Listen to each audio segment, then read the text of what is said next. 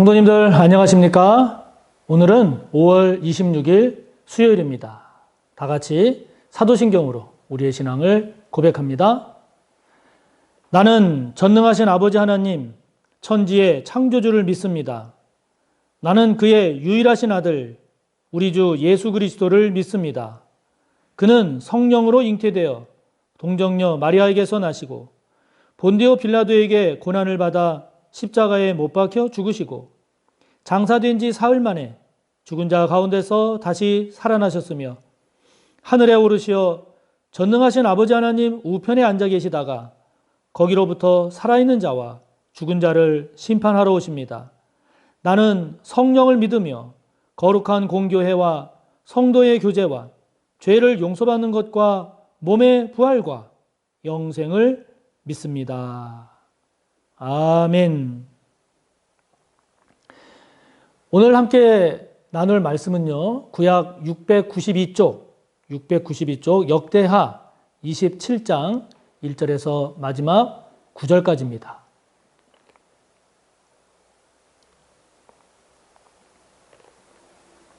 역대하 27장 1절에서 9절까지의 말씀 함께 봅니다. 요담이 왕 위에 오를 때에 나이가 25세라 예루살렘에서 16년 동안 다스리니라. 그의 어머니의 이름은 여루사요 사독의 딸이더라.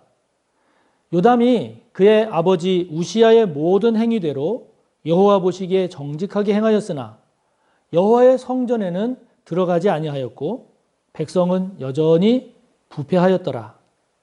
그가 여호와의 전 윗문을 건축하고 또 오벨 성벽을 많이 증축하고 유다 산중에 성읍들을 건축하며 숲을 가운데 견고한 진영들과 망대를 건축하고 암몬 자손의 왕과 더불어 싸워 그들을 이겼더니 그 해에 암몬 자손이 은 100달란트와 밀 10,000고르와 보리 10,000고르를 바쳤고 제2년과 제3년에도 암몬 자손이 그와 같이 바쳤더라. 요담이 그의 하나님 여호와 앞에서 바른 길을 걸었으므로 점점 강하여졌더라. 요담의 남은 사적과 그의 모든 전쟁과 행위는 이스라엘과 유다 열왕기에 기록되니라. 요담이 왕위에 오를 때에 나이가 25세요 예루살렘에서 다스린 지 16년이라. 그가 그의 조상들과 함께 누움에 다윗 성에 장사되고 그의 아들 아하스가 대신하여 왕이 되니라. 아멘. 역대하 27장은 우시야의 아들인 남유다의 11번째 왕인 요담 왕에 대한 이야기입니다. 이 요담 왕 또한 20명의 남유다 왕 중에 그래도 잘한 면이 있고 하나님께 칭찬 들은 면이 있는 그래도 나름대로 좋게 평가되는 8명의 왕 중에 한 명입니다. 25살에 왕위에 올랐습니다. 그리고 16년 동안 나라를 다스렸다고 했는데요.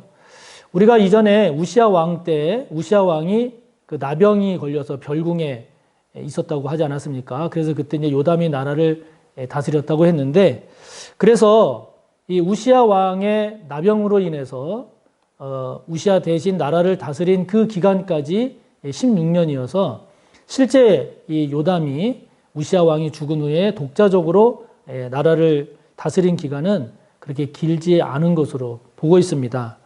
어쨌든 그런 요담이 이제 왕이 되어서 16년간 남유다를 다스리게 됐는데요.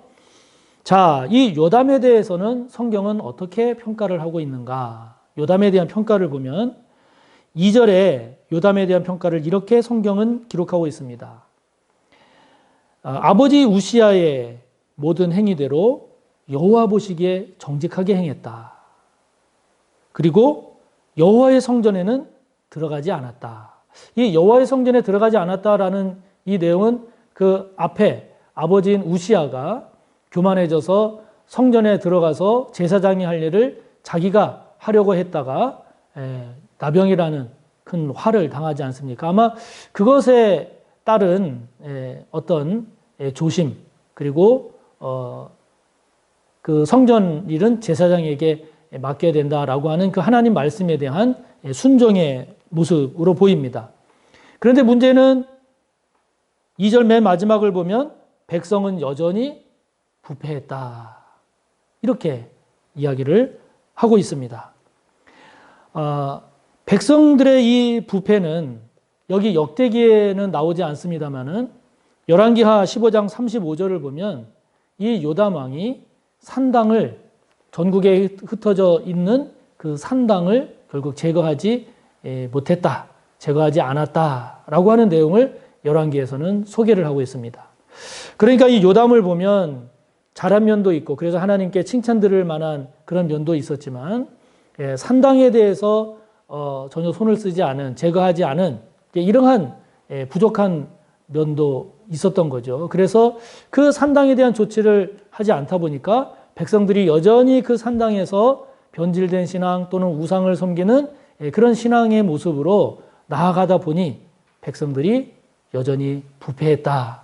이런 모습을 오늘 우리가 보게 되는 거죠. 개인도 그렇고요. 나라도 그렇고 어느 공동체든 간에 망하게 될 때 그 망하는 것을 보면 무엇을 잘했기 때문에 망하는 경우는 없습니다. 또 그것 때문에 끝까지 망하지 않는 경우도 없습니다. 망하는 경우를 보면 잘한 일보다는 부패한 모습, 죄악된 모습 또는 불의한 그러한 일들로 인한 결과로 결국 개인이든 조직이든 나라가 망하는 거죠. 그렇기 때문에 우리가 우리의 죄나 우리의 부패나 우리의 불의한 모습에 대해서 끊임없이 성찰해야 되는 이유는 개인도 그렇고 나라도 그렇고 그러한 죄악된 부분, 그러한 부패한 모습, 그러한 불의한 부분들이 고쳐지지 않으면 결국 그것 때문에 망하게 된다 하는 거죠. 그러므로 여전히 저와 여러분의 모습 가운데 부패한 채 지금 남아있는 모습은 무엇일까? 그래서 그런 부분을 살펴봐야 하는 거죠.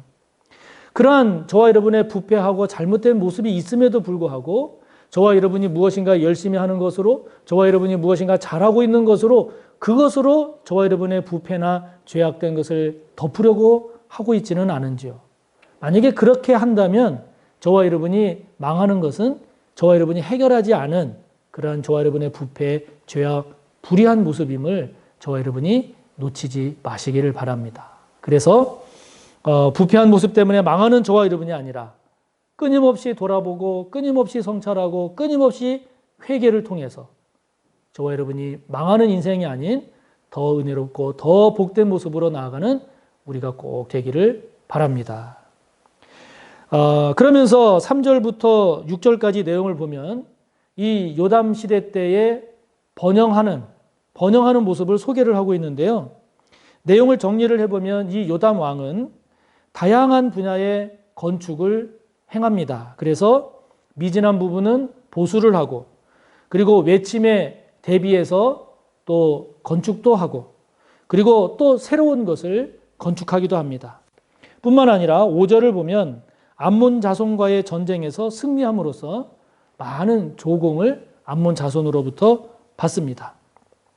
그래서 6절의 말씀처럼 이 요담 왕이 점점 강성해져 갔습니다.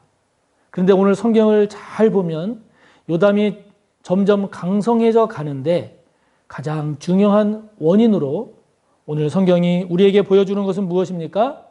요담이 그의 하나님 여호와 앞에서 바른 길을 걸었기 때문이다라고 기록하고 있습니다. 그러니까 요담이 하나님 앞에서 바른 길을 걸었기 때문에 하나님께서 결국 요담의 하는 모든 일들을 통해서 요담을 강성하게 해주셨다라는 것이 되죠. 여러분 이것이 세상과 우리와의 차이점입니다. 세상은요 무조건 수단과 방법을 불문하고 성공하면 된다라는 생각이 강합니다. 수단과 방법 가리지 않고 무조건 출세하면 된다, 부자가 되면 된다, 성공하면 된다라는 생각이 강합니다. 그러나 성경은 우리에게 가르쳐 줍니다. 과정이 중요하다. 과정이 중요하다.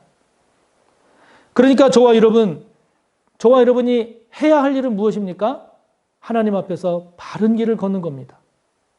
그러면 하나님은 저와 여러분을 도우십니다. 은혜를 베푸십니다. 그 결과로 저와 여러분이 강성해지는 것, 이것이 성경이 저와 여러분에게 말씀하는 것이고 이것이 하나님의 뜻이고 이것이 우리가 붙잡아야 할 삶의 자세죠. 그렇기 때문에 저와 여러분의 삶의 자세와 생각을 다시 한번 돌이켜볼 때 저와 여러분 하나님 앞에서 바른 길을 걷기보다 성공하려고 하는 것에, 출세하려고 하는 것에 더 성급하지는 않은가 하는 겁니다. 그것을 더 우선하지는 않고 있는가 하는 것이죠. 저와 여러분이 걸어야 할 바른 길, 그 길을 놓치지 않기 위해서, 일탈하지 않기 위해서, 이탈하지 않기 위해서 저와 여러분이 얼마나 몸부림치고 있는지요. 그것이 저와 여러분이 하나님 앞에 보여드릴 우리의 모습일 겁니다. 저와 여러분도 이 요담처럼 바른 길을 하나님 앞에서 걷기 때문에 점점 강성해지는 복된 저와 여러분이 되기를 바랍니다. 7절과 이제 마지막 9절까지는 요담에 대한 이제 기록을 이야기하고 있는데요. 7절에 보면 요담의 남은 사적과 그의 모든 전쟁과 행위는 다 기록이 되었다. 이렇게 말씀하고 있습니다. 요담에 관한 모든 행위가 다 기록이 됐다 하는 거죠. 그렇습니다, 여러분. 우리의 삶은 하나도 빠짐없이 다 기록됩니다. 하나님께서 다 살펴보십니다. 아유, 이거는 모르실 거야. 그렇지 않습니다. 저와 여러분, 특히 그리스도인의 삶이라고 하는 것은 유리상자 안에 있는 인형과 같이 다 드러나게 되어 있습니다. 감출 것이 없습니다. 숨겨질 것이 없다는 것이죠. 그 조선 왕조 실록에 보면 그 태종에 관한 태종 이방원에 관한 재밌는 내용이 기록이 되어 있는데요. 태종이 이방원이 용감무쌍하고 용기 있고 그런 사람이었죠. 그래서 사냥을 나갔습니다. 사냥을 나갔는데 어떻게 하다가 잘못해서 말에서 떨어지고 말았어요. 그러자 이방원이 그 자존심이 워낙 강하고 그러다 보니까 그 같이 온 신하들에게 절대로 내가 말에서 떨어진 것을 사관에게 알리지 마라. 내가 말에서 떨어진 것이 실록에 기록되지 않게 하라. 그렇게 엄하게 경고를 했답니다. 그런데 여러분 지금 이걸 이야기하지 않습니까? 무슨 얘기인가요?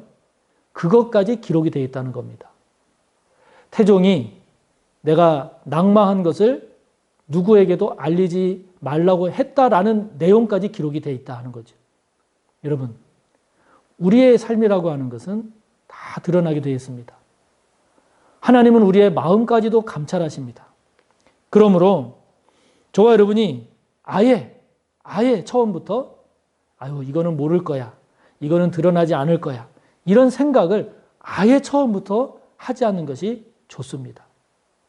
우리 그리스도인들은 다 드러나게 되고 설사 세상 사람은 모른다 할지라도 마음을 감찰하시는 하나님 앞에 그 어느 것 하나 숨기거나 감출 수 없음을 기억하고 아예 처음부터 바른 길 걷기를, 하나님 앞에서 정직하게 행하기를, 주님과 동행하기를 힘쓰는 저와 여러분이 되기를 바랍니다. 다 같이 주기도문으로 마치시고 또 여러분의 기도를 오늘 묵상한 내용 생각하며 기도하십니다. 하늘에 계신 우리 아버지, 아버지의 이름을 거룩하게 하시며 아버지의 나라가 오게 하시며 아버지의 뜻이 하늘에서와 같이 땅에서도 이루어지게 하소서. 오늘 우리에게 일용할 양식을 주시고 우리가 우리에게 잘못한 사람을 용서하여 준 것 같이 우리 죄를 용서하여 주시고 우리를 시험에 빠지지 않게 하시고 악에서 구하소서. 나라와 권능과 영광이 영원히 아버지의 것입니다. 아멘.